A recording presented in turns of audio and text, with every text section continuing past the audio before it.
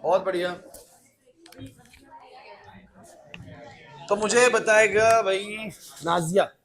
नाजिया, आप मुझे ये बताएंगे कि अगर लाइट रेयर से डेंसर मीडियम में जा रही है तो स्नेल्स लॉ का फॉर्मूला क्या लिखा जाएगा?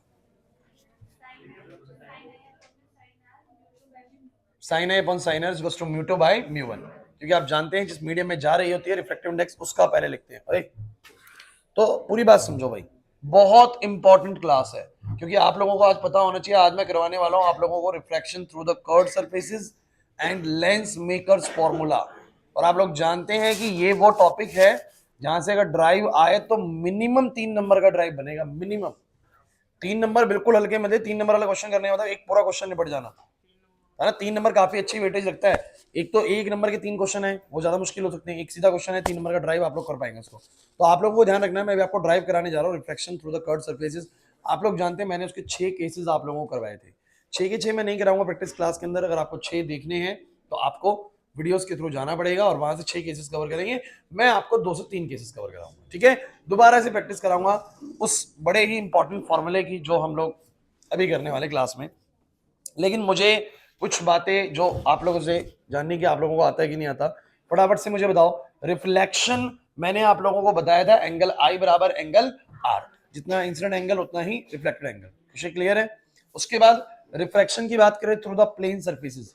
अगर प्लेन सरफेस पे रिफ्रैक्शन है, मतलब लाइट रेडिएट डेंसर आ रही है, bend towards the normal. Denser से रेडिएट जा रही है, goes away from the normal. But एक चीज आपको पता होनी चाहिए, इस केस में आई और आर बराबर नहीं होते। रिलेशन होता है sine I by sine R is equal to, क्या होता है? Sine I by sine R is equal to mu two by mu one. अगर रे आ रही है रेयर से डेंसर और डेंसर से रेयर जा रही है तो sine I upon sine R is equal to mu one by में क्या, म्यू टू। इस पे कमांड आपकी अच्छी होनी चाहिए बच्चों। इसका यूज कैसे करना है वो मैंने आपको सिखाया था। और कुछ बातें आप लोगों को पता ही होनी चाहिए। रेयर डेंसर आ रही है बैंड होगी, डेंसर से रेयर जा रही है अवे होगी, क्योंकि इसका इस्तेमाल होने वाला है आज के टॉपिक में। इसके बाद मैंने आप लोगों को बच्चों टी आई आर का कॉन्सेप्ट सिखाया था, जो कि बहुत इंपॉर्टेंट है। आपके भी फिलहाल रिसेंट एग्जाम में भी टी आई आर का क्वेश्चन आ रहा है। कल मुझसे निष्का पूछ रही थी, वो दो तुम पूछ रहे थे शायद, जिसमें वो 2 ट्रायंगल्स दिए हुए थे, प्रिज्म दिए हुए थे, और उसमें पूछा गया था कि लाइट अब कैसे निकलेगी। तो उसमें टी आई आर का प्रॉपर इस्तेमाल है।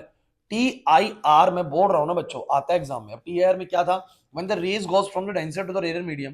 तो अभी कुछ एक पर्टिकुलर इंसिडेंट एंगल तक आपको पता है रिफ्लेक्शन होता रहेगा, बट एक पर्टिकुलर एंगल पर ऐसा होगा कि रे ना इंटरफेस को ग्रेस करती हुई जाएगी। मतलब अगले मीडियम में रिफ्लेक्टेड एंगल कितना बन जाएगा? 90 डिग्री का। याद आ गया?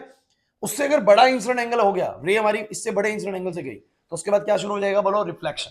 तो हमने बोला था कि जब तक मेरा इंसिडेंट एंगल क्रिटिकल एंगल से छोटा है, critical angle is that special value of the incident angle in that medium for which the angle of reflection will be 90 degree.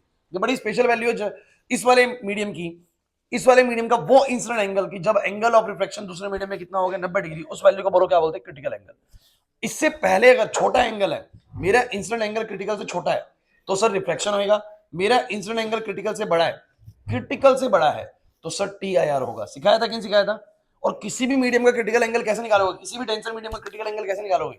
मतलब कितने एंगल पर आके वो लाइट को ऐसे बैंड कर देगा, अपने ही मीडियम में लेके आ जाएगा। कितने एंगल पे आके वो निकलता है? 1/म्यू से। 1/, अगर बाहर एयर है फिर तो निकल जाएगा 1/म्यू से, और बाहर कोई और मीडियम है तो याद करो साइंस ही आया था म्यू वन बाय में क्या, म्यू टू। उस म्यू वन मतलब बाहर वाले मीडियम का रिफ्रैक्टिव इंडेक्स। नहीं आ रहा याद? तो अगर आपने लास्ट क्लास अटेंड करी है, समझी है अच्छे से, तो हमने सारी चीजों को क्लियरली समझ लिया था क्लास में। क्लियर है? अब आगे बढ़ते हैं। इन चीज चैप्टर थोड़ा टाइम लेंगे, आपको बता दूं, क्योंकि आपको पता भी होना चाहिए रे और वेव की मिला के वेटेज 15 नंबर है। मतलब 19 नंबर की प्रिपरेशन हमने भी पूरी मॉडर्न फिजिक्स करके करी है। यहां से 2 चीजें पढ़नी है, ऑप्टिक्स ही मान लीजिए पूरा, 15 नंबर मिलेंगे। 15 number, more than 20% syllabus is only covered by optics. 20% से ज्यादा सिलेबस, मतलब 1/5 सिलेबस आपका सिर्फ और सिर्फ क्या है बोलो? ऑप्टिक्स है। तो इस यूनिट को भैया जितना जी तोड़ मेहनत करके कर सकते हो ना, उतना बढ़िया कर लो, क्योंकि 20% वेटेज बहुत ज्यादा वेटेज होती है। आप लगा लीजिए अंदाजा, 20 से भी ज्यादा ही बन रही है। तो भैया अब अगली चीज सुनिए क्या है। अगली है रिफ्रैक्शन। रिफ्रैक्शन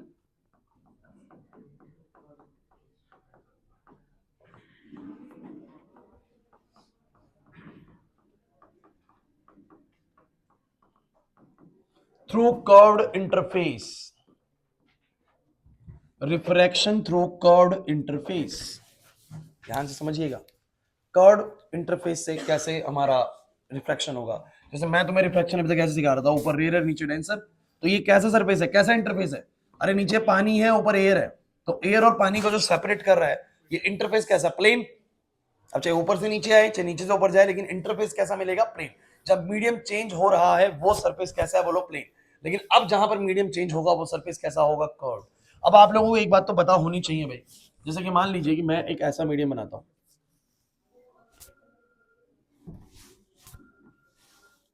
ये मैंने बनाया, और ये समझ के चलिएगा कि इसके इस तरफ पूरे में ना ग्लास है, इसके इस तरफ पूरे में ये सारा मीडियम बोलो कैसा है बच्चों,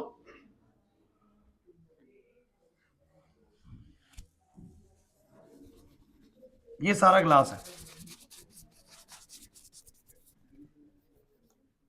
ए,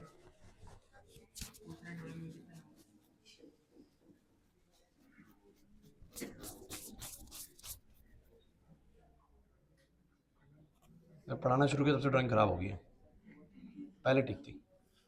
चलो सुनो, तो ये आपके पास ना बच्चों, देखो यहां से ध्यान सुनो, ये मेरे पास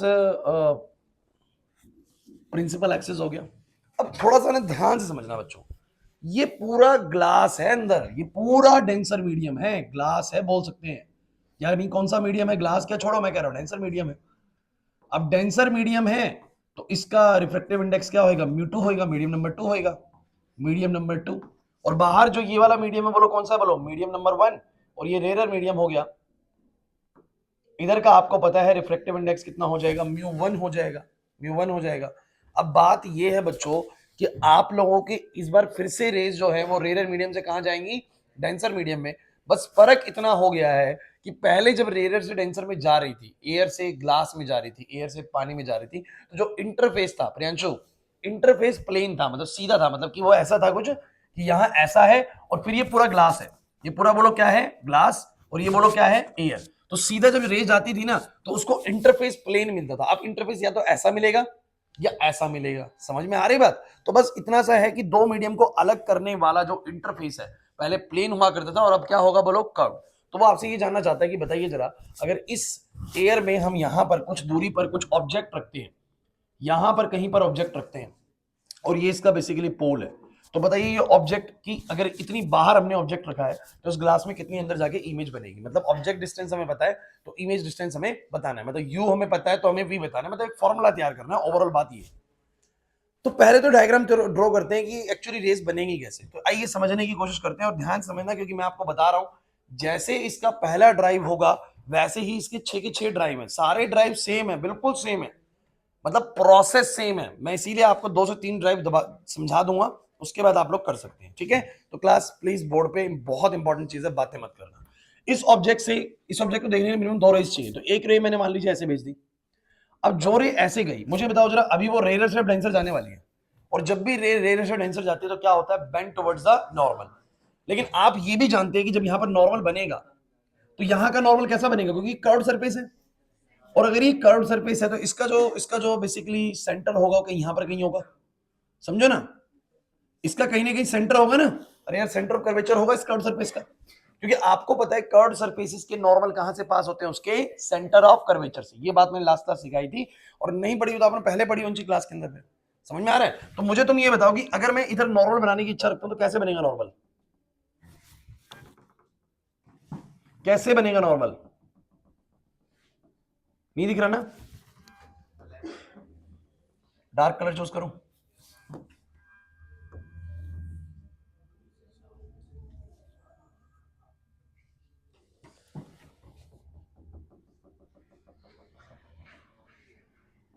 ये बनेगा नॉर्मल, अरे यही बनेगा पक्का बताओ।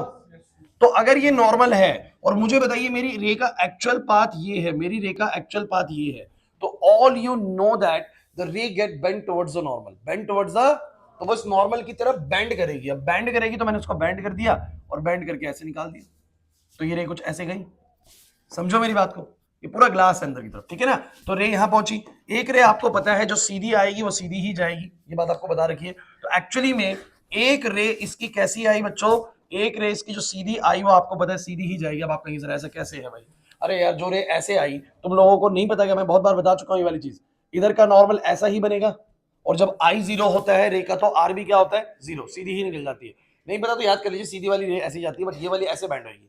तो मुझे बताओ, जो जो हमारे पास रेस पहुंची वो यहां से पहुंची, बातें मत करो यार, और इन दोनों रेस को ट्रेस बैक करूंगा तो मेरे को इमेज यहां मिलने वाली है।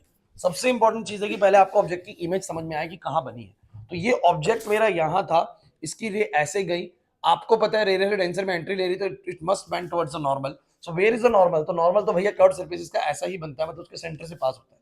थोड़ा सा लाइन टेढ़ा जा रहा है बीच में, लेकिन समझ सकते हैं आप लोग ना।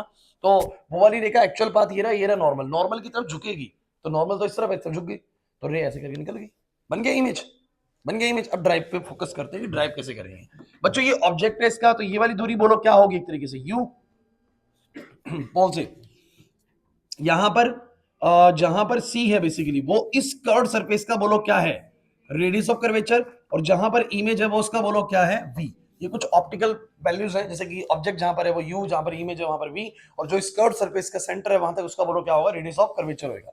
सो गाइस बोर्ड पे फोकस करिएगा। एक छोटा सा कंस्ट्रक्शन में और आप लोगों को बोलूंगा इसके अंदर जो करना रहता है हमेशा, वो क्या है कि इस पॉइंट को आप लोगों को क्या नाम देना है बच्चों, एम, और यहां से एक परपेंडिकुलर ड्रॉ कर देना है नीचे की तरफ।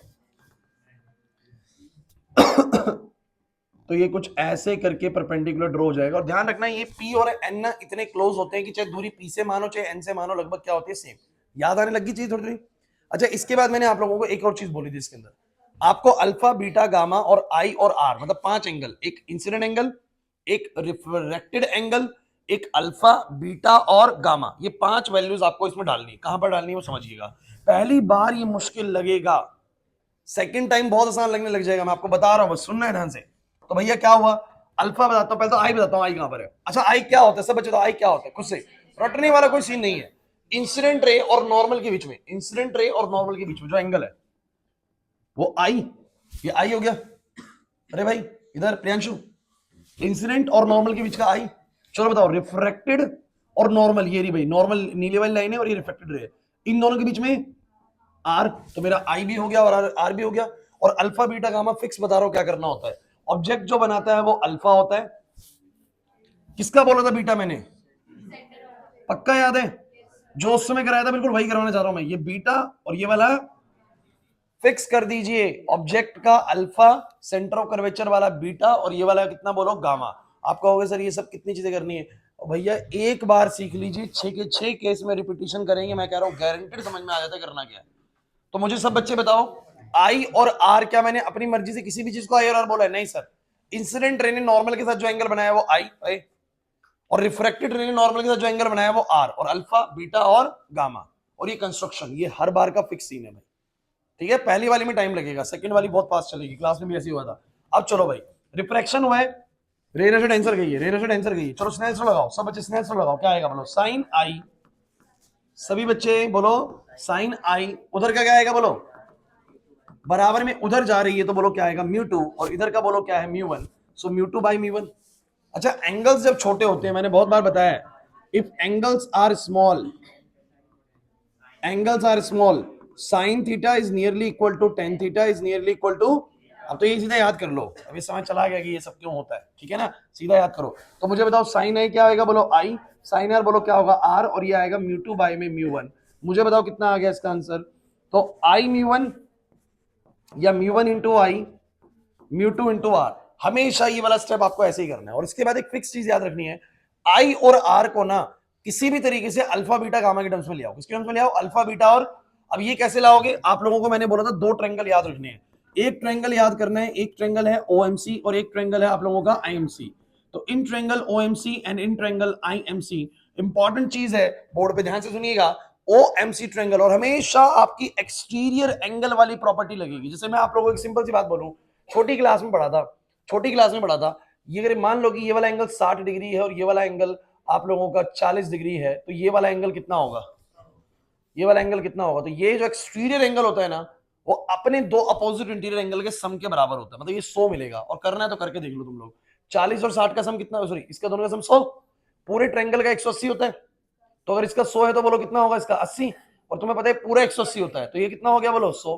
तो मुझे बताओ जरा, इसका जो सम है, ये जो चीज है वो इन दोनों के सम के बराबर है कि नहीं, तो एक्सट्रूड एंगल हमेशा अपने दो अपोजिट इंटीरियर एंगल के सम के बराबर होता है। सो गाइस उसके जरिए मुझे सब बच्चे बताओ, ओएमसी ट्रायंगल पे नजरें रखें सब बच्चे। ओएमसी ध्यान देंगे भाई, ओएमसी देखो ये ट्रायंगल बन रहा ओएमसी, इसमें क्लियरली दिख रहा है नितिन, आई बाहर है, अल्फा अंदर है, बीटा अंदर है। देखो आई एक्सट्रूड एंगल की तरह काम कर रहा है। ओएमसी पे ध्यान दो, ओएमसी पे आई बाहर, अल्फा अंदर, बीटा अंदर। तो बोलो क्या होगा, आई बराबर में आ जाएगा अल्फा प्लस बीटा। आई को ही रखना है, ऐसे ही आर निकालना है, आर को भी अल्फा बीटा के टर्म्स में। तो एक ट्रायंगल है आईएमसी, इंपॉर्टेंट है बच्चों, आईएमसी ये वाला ट्रायंगल है। देखो ध्यान से देखो, इस ट्रायंगल को ध्यान से देखो, इसमें बाहर है बीटा, बाहर है बीटा, अंदर है आर और गामा। तो बोलो बीटा किसके बराबर आएगा, मेरे को निकालना है आर, तो आर की वैल्यू आ जाएगी beta minus gamma. So just put it here, so mu one into में alpha plus beta and mu two into में beta minus gamma. Just solve it, this will be mu one alpha, mu one beta, mu two beta, बातें नहीं, mu two gamma. बताओ beta beta वाले एक जैसे दिख रहे हैं, इनको एक तरफ कर लो। सो मैं उधर लेके गया इसको, mu one alpha plus mu one gamma, sorry mu two gamma, और mu two beta minus mu one beta कर दूंगा। तो बोलो क्या आ जाएगा, म्यू2 माइनस म्यू1 बीटा कर दूं। किसको समझ नहीं आया क्या कर दिया, ये हो गया। इसके बाद हर बार आपको ये बात भी ध्यान रखनी है कि एंगल छोटे हैं तो मैं जैसे साइन थीटा को थीटा लिख सकता हूं, वैसे साइन थीटा को टेन थीटा, थीटा सब कुछ बराबर होते हैं, तो मैं हर एंगल थीटा को टेन थीटा लिख सकता हूं। तो बोलो मुझे बताओ जरा सब बच्चे, मैं इस अल्फा को, अल्फा भी तो एंगल है ना, मैं इसको टेन अल्फा लिख दूंगा, खत्म होने वाला है। इसको मैं टेन गामा लिख दूंगा, इसको मैं म्यू2 माइनस म्यू1, इसको मैं टेन बीटा लिख दूंगा बच्चों। और मुझे बताओ टेन अल्फा को मैं यहां से क्या निकाल के लाऊंगा, आप सबकी ऑप्टिकल वैल्यूज बाद में रखेंगे। टेन अल्फा, ट्रायंगल फोकस करना ही ये वाला, तभी तो टेन टेन बनेगा।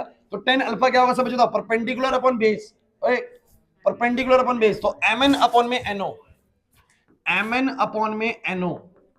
चलो सभी बच्चे मुझे टेन गामा जल्दी बोलो, टेन गामा, mn अपॉन में ni। इसको बताओ म्यू2 माइनस म्यू1, टेन बीटा, सब बच्चे बोलो टेन बीटा, mn अपॉन में nc। सारे mn कट जाएंगे ऊपर नीचे। और मैंने तुम लोगों से एक बात बोली थी आशीष, जितनी भी n से दूरी है, चाहे no हो, क्योंकि n और p बहुत क्लोज है, तो चाहे no बोलूं चाहे p बोलूं, बात बोलो क्या है, सेम। n और p are very close, the distance from the n is same as the distance from the p। So guys no को बोलो मैं क्या बोल सकता हूं, po। अच्छा तो ऊपर ऊपर ने क्या mn कट गए सारे, ये बन गया po, ये बन गया pi, और ये बन गया पीसी। एक्चुअली में सारी दूरी पी से नापी जाती है, तो ट्रायंगल वाइज हमने एन से बोला, लेकिन उसको बाद में पी से मान लिया, कोई दिक्कत नहीं है अप्रोक्सीमेशन में। अब सब बच्चे मुझे बताओ पीओ बेसिकली क्या है, पीओ है ऑब्जेक्ट डिस्टेंस। अच्छा प्लस का लूंगा माइनस का लूंगा, ये बड़ा इंपॉर्टेंट है। तो भैया आपकी रेज की डायरेक्शन ये वाली है, तो जो भी दूरी इस तरफ मेजर होगी वो प्लस की। साइन कन्वेंशन सुन लीजिए एक बार, इंसिडेंट रेज इस तरफ जा रही है तो ये दिशा मेरे लिए प्लस की होगी। अब सारी दूरी नापी जाती है पोल से, कहां से नापी जाती है बोलो, पोल से। अगर पोल से नाप रहे हो इस तरफ को तो प्लस का ले लो, और इस तरफ को तो माइनस का ले लो। ऑब्जेक्ट किस तरफ जाएगा, पोल से इस तरफ, तो कैसा लेंगे, माइनस का। लेकिन इमेज डिस्टेंस राइट में जाएगी तो इंसिडेंट रे की डायरेक्शन में है, तो कैसा लेंगे बोलो, प्लस का। रेडियस ऑफ कर्वेचर जाएगा पोल से ऐसे मेजर करता हो तो कैसा लेंगे, प्लस का। तो मुझे बताओ जो मेरे को पीओ रखना है वो कैसा आएगा, माइनस यू। पीआई बताओ सब बच्चे कैसा आएगा बोलो, प्लस वी। और बच्चों पीसी कितना आएगा बोलो, प्लस का आर। फॉर्मूला बन चुका है बच्चों, म्यू2 बाय में वी माइनस का म्यू1 बाय में you is to mu two minus mu one by में बोलो क्या, आर। बच्चों ये फॉर्मूला किस काम आएगा आप लोगों के, सर ये फॉर्मूला आएगा जब वो आपको बोलेगा कि एयर का रिफ्लेक्टिव इंडेक्स, यानी बाहर का तो रिफ्लेक्टिव इंडेक्स इतना है, अंदर का इतना है, मतलब ये तो पता लग गया, रिफ्लेक्टिव इंडेक्स बता दिया।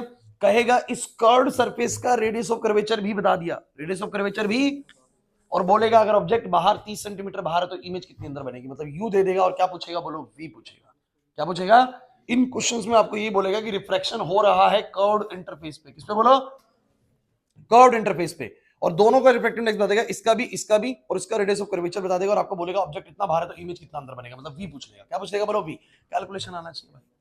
दोबारा से प्रोसेस को सुन लीजिए, पहले आप डायग्राम बनाएंगे। लक्ष्य डायग्राम कैसे बनाना है यार, सिंपल। मैं कह रहा हूं जिसको रिफ्लेक्शन पता है कि रेडियस और टेंसर जा रहा है, bend towards the normal, normal बना के नॉर्मल की तरफ बेंड कर दो, कहानी खत्म, बन गया। उसके बाद तुम्हें कुछ नहीं करना होता, एक एमएन की कंस्ट्रक्शन करो इसके अंदर, ताकि मैं बाद में 10 वाली वैल्यूज उठा सकूं, 10 अल्फा 10 बीटा। अब समझ में भी आ रहा होगा एमएन क्यों बना रहे थे।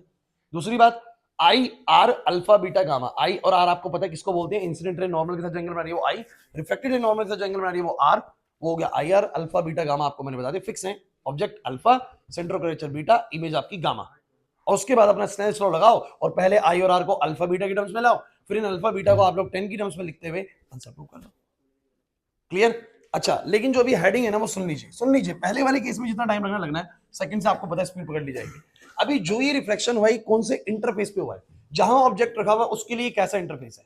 देखो जो उभरा हुआ होता है, उभरा हुआ बाहर से, देखो ऑब्जेक्ट वाली साइड से उभरा हुआ है, ये कैसा होगा, कन्वेक्स या कनकेव। इसको कभी भी ऐसे याद कर लेना कि बचपन में ना ये लेंसेज तो बहुत पड़े होंगे, ये सबको याद है कन्वेक्स है, और ये सबको याद है कनकेव है, सबको याद है। तो वहां से देखने में ये वाला फेस कैसा लगेगा, कन्वेक्स या कनकेव। अच्छा, वहां से क्यों देखना है, क्योंकि ऑब्जेक्ट जहां होता है वहीं पर ही आप है। तो मुझे सभी बच्चे बताने की कोशिश करें कि यहाँ जो ऑब्जेक्ट है उसके लिए तो ये इंटरफेस कैसा है, बोलो कन्वेक्स है। तो मुझे बताओ जो रिफ्लेक्शन हुआ है कौन सा इंटरफेस पे हुआ है, अभी सब बच्चे बताओ। मैं इसके लिए लिखूंगा रिफ्लेक्शन एट, क्या बोलूंगा, रिफ्लेक्शन एट कन्वेक्स इंटरफेस। पहली चीज, ये रिफ्लेक्शन कौन से इंटरफेस पे हो रहा है हर्ष, कॉन्वेक्स इंटरफेस पे, वहां से देखना तो कॉन्वेक्स इंटरफेस है। दूसरी चीज बड़ी इंपॉर्टेंट है यार, तीन बातें पता होनी चाहिए, तीन बातें बादल।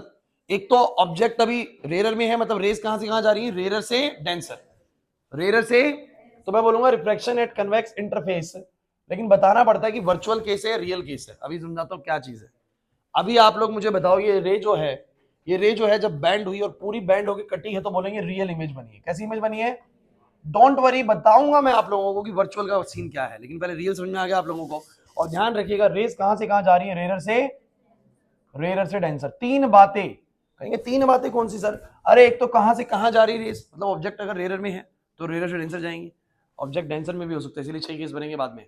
तो रेरर डेंसर के 3 केस होते हैं, डेंसर से रेरर के 3 केस होते हैं। तो पहला केस आपका रेरर डेंसर बताया, कन्वेक्स का इंटरफेस लिया और रियल इमेज दी। अभी इसी क्वेश्चन को मैं एक और तरीके से बताता हूं, मतलब इसी केस को अगले पेज पे दोबारा दिखाता हूं आप लोगों को, ध्यान से सुनते चलिएगा, 10 से 15 मिनट में सारे समझ में आ जाएंगे आप लोगों को। ये मेरे पास, मुझे बताओ फिर से,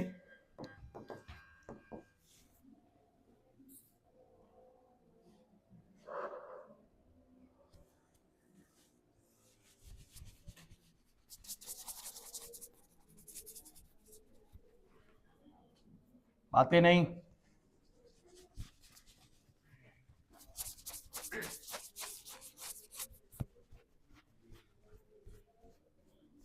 चलो अब ये बताओ सभी बच्चे, बिल्कुल पीछे वाला केस लग रहा है भाई, नहीं लग रहा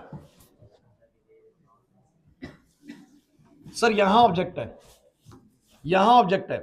अब बताओ ऑब्जेक्ट के लिए फिर से कौन सा फेस दिख रहा है, कन्वेक्स, अरे कन्वेक्स है सर, फिर तो केस वही बन रहा है, रिफ्रैक्शन एट, कौन सा केस पढ़ा रहा हूं, रिफ्रैक्शन एट कन्वेक्स इंटरफेस।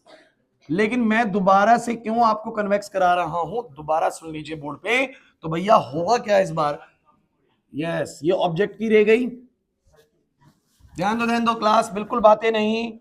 मैं आपको 4 केसेस के जरिए 6 के 6 केसेस समझा दूंगा, 4 समझ में आ गए तो 6 हो जाएंगे पूरे आपके, ध्यान से समझ लीजिए।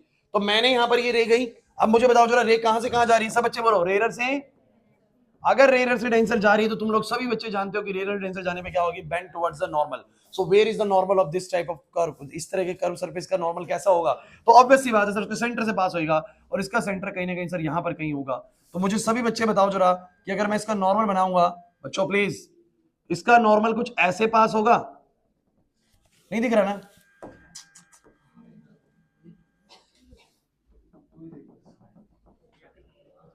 अब दिख गया, तो ये नॉर्मल बना बच्चों, प्लीज नॉर्मल ये बन गया भाई। अब तुम मुझे सभी बच्चे बताने की कोशिश करो रे का एक्चुअल पाथ कैसा है, एक्चुअल पाथ तो ये, आपने क्या पढ़ा है, ray must bend towards the normal, रे जो है वो नॉर्मल की तरफ क्या होनी चाहिए, बैंड होनी चाहिए। लेकिन मुझे तुम एक बात बताओ, बैंड तो ये ज्यादा भी हो सकती है और कम भी, बैंड होनी चाहिए ना बस, अगर ज्यादा बैंड हुई तो रे पक्का कटेगी सर, लेकिन अगर सोचो कम बैंड हुई, क्या हुई, अगर ये रे कम बैंड हुई तो आपको नहीं लगता, जैसे मैं कम बैंड करके दिखाता हूं इसको, मान लो सिर्फ इतना ही बैंड हुई, इतना ही बैंड हुई, बैंड तो हुई ना, पहले बताओ नॉर्मल की तरफ बैंड हुई कि नहीं हुई, मुझे बस इस बात का जवाब दे दो भाई सभी बच्चे, सभी बच्चे मुझे बस ये बताओ, ये केस में ये बैंड हुई है कि नहीं हुई, देख के बताओ। सर हुई है बैंड तो हुई है नॉर्मल की तरफ, लेकिन इतनी बैंड नहीं हुई कि आपकी जो ये वाली रे आएगी और ये वाली रे कभी भी आगे जाके मीट नहीं करेंगी, बोलो क्या रियली में मीट करेंगी, लेकिन अगर मैं यहां से आई से देखूंगा इनको, तो ये यहां मीट ना करके बोलो कहां मीट करेंगे, तो इनको मुझे सबको पता है बच्चों पीछे की तरफ एक्सटेंड करना पड़ेगा। अब पीछे की तरफ एक्सटेंशन करने के लिए मैंने ना कलर अलग यूज करना पड़ेगा, तो ये अब देखो, उसको लेके आएंगे, इसको लेके आएंगे, पीछे ट्रेस बैक करेंगे, नहीं आ रहा समझ में, पीछे की तरफ ट्रेस बैक करेंगे। अरे तोतिया वोतिया मत देखो, तोतिया देख रहे हैं, बताओ यार। उसको जब मैं ट्रेस बैक करूंगा, बच्चों मेरी बात समझो, ये कन्वेक्स का ही केस है, लक्ष्य, ये केस कन्वेक्स का ही है, लेकिन क्या किस वजह से दो केस बन गए, सब बच्चे बोलो क्यों कन्वेक्स के दो केस बन गए? सर अगर रे ने ज्यादा बेंड कर दिया, ज्यादा बेंड कर दिया तो ये रियल इमेज बना लेगी, लेकिन अगर रे हुई कम बेंड, अगर हुई कम बेंड तो सर ये यहां नहीं कटेंगी, फिर ट्रेस बैक करते हुए पीछे कटेंगी। समझ नहीं आ रहा? पक्का बताओ सब बच्चे, सबको क्लियर है ये वाली चीज? तो इस बार भी मेरे कन्वेक्स का ही केस है, कन्वेक्स का ही केस है, लेकिन कौन सा केस है? वर्चुअल इमेज वाला केस है। बोर्ड पे देखिए, और रे कहां से कहां जा रही है? रेयर से। सो गाइज मुझे बताओ जरा, आप लोगों का इमेज इस बार यहां बना, किसी को कोई आपत्ति है क्या? ये पोल है, सभी बच्चे बताओ, क्या तुम्हें नहीं लग रहा कन्वेक्स में एक बार ज्यादा मोड़ी तो रियल बनेगी और कम मोड़ी तो पीछे की तरफ बन के वर्चुअल बनेगी? क्लियर होता है कि नहीं होता? अब वही प्रोसेस फॉलो करिए जो मैंने तुम लोगों को सिखाया है। क्लास बातें नहीं। तो मुझे बताओ, ये एम है, ये एन है, चलो सब बच्चे बोलो फटाफट फटाफट फटाफट, बोलो बताओ। आई आर अल्फा बीटा गामा, जल्दी प्लॉट करते हैं उनको, लेकिन ये ध्यान से प्लॉट करना होता है बच्चों, क्योंकि अगर इधर गलती कर दी तो फिर आप आगे कुछ भी करते रहिए, गलत ही आना है। तो ये मेरी इंसिडेंट रे, हमने रूल पढ़ रखा भाई, इंसिडेंट रे नॉर्मल रे के बीच का एंगल होता है आई। तो ये मेरी इंसिडेंट रे ऑब्जेक्ट से जाने वाली, और ये मेरी नॉर्मल रे, ये पूरा बनाऊंगा आई। Any problem?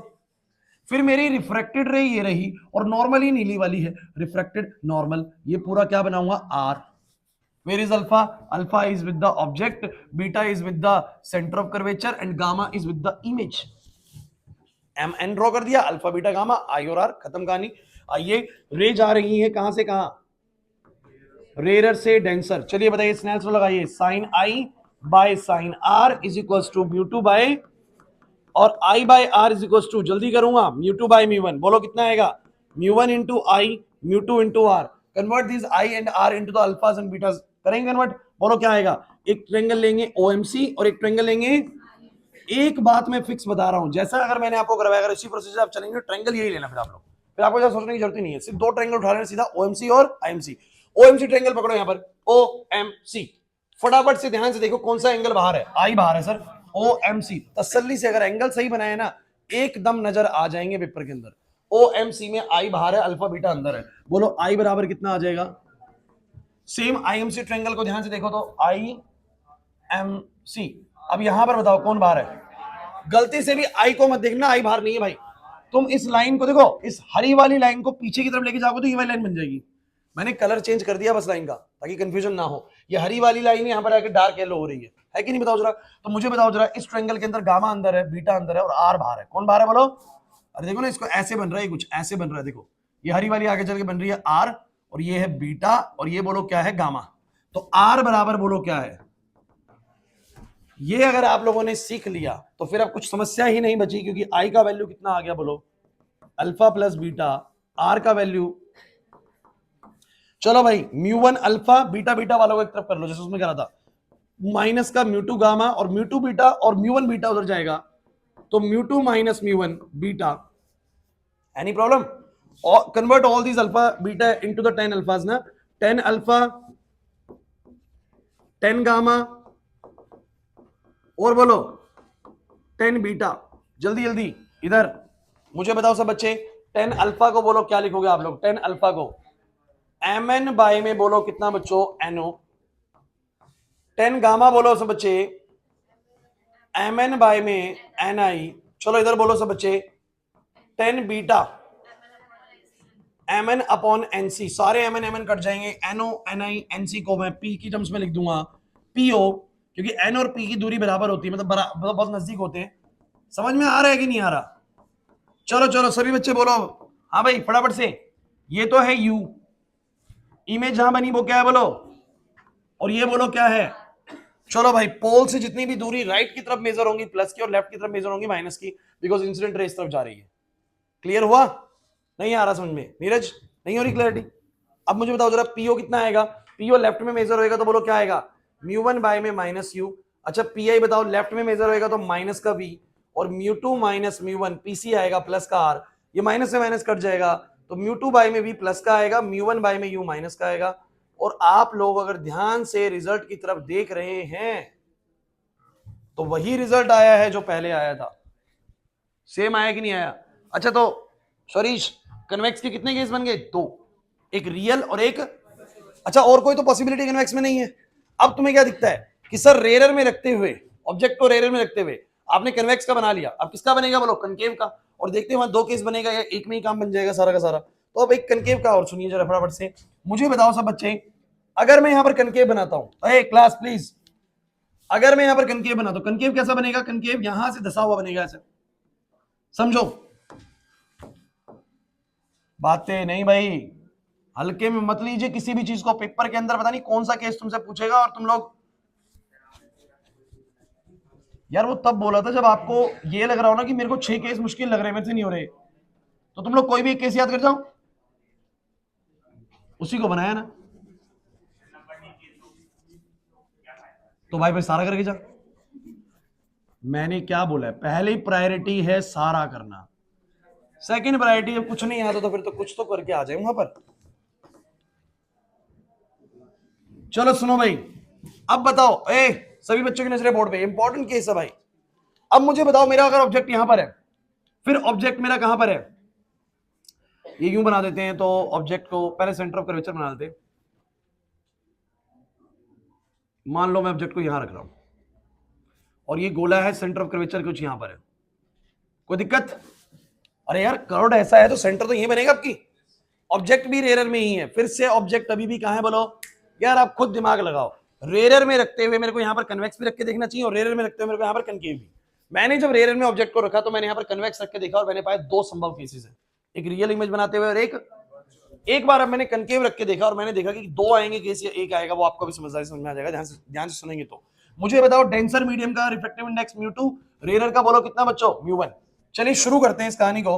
आ जाइए बोर्ड पे देखिए, ये ऑब्जेक्ट से रे गई, मुझे बताओ कोई भी रे जो ऑब्जेक्ट से जाएगी, रेरर से डेंसर में एंट्री लेते वक्त क्या होनी चाहिए? Bend towards the normal, bend towards the, where is the normal here? बताओ नॉर्मल कहां पर है? तो नॉर्मल कहां पर है? तो हम बोलेंगे सर नॉर्मल पास होएगा सेंटर से। बिल्कुल बातें बंद हो जाओ, इधर देख लो बस, क्या मैं सही बना रहा हूं?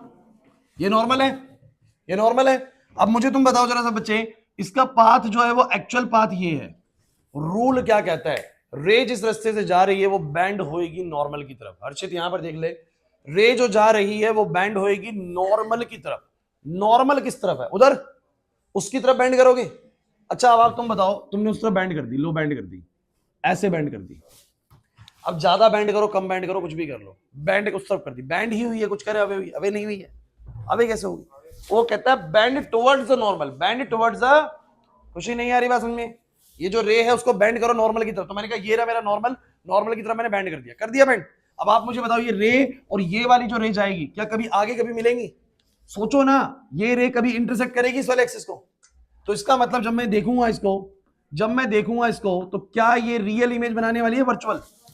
तो मैं इसको पीछे ट्रेस बैक करते हुए बच्चों, इसको पीछे ट्रेस बैक करते हुए लेके आ रहा हूं, लेकिन मैं कलर चेंज कर रहा हूं उसका, ताकि वो पहचान हमें हो जाए। ये तो ये पाथ इसका एक्चुअल ये था, लेकिन ये उस तरफ चलेगी, उसको ट्रेस करते हुए लाया, बीच में आएगा, नहीं आएगा बीच में? अरे यार समझ नहीं आ रहा तुम लोगों को, ऐसे आएगा,